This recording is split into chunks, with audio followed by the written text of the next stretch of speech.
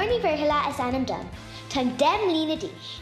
Is bralam bheith ag dosa agus an ghlachaíocht.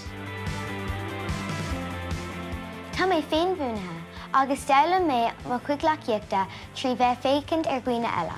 Bhí mé buint trí las na glúiseachtaí a rís agus a rís eile go dtí go mbíonn siad a gceart agam.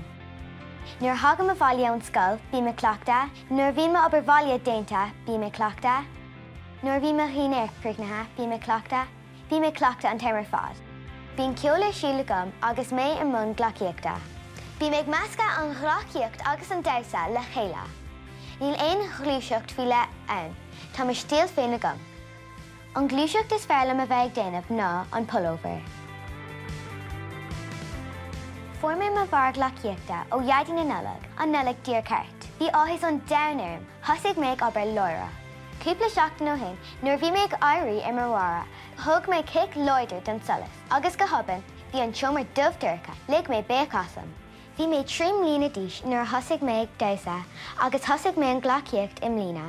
Fuair mé chuid inspiráda ó na cluichí Olympacha an Sarasacata, agus inis féach mar chuoine ar YouTube ag déanamh scileanna úntacha ar an mara, agus déanam iarcht iad a chópáil.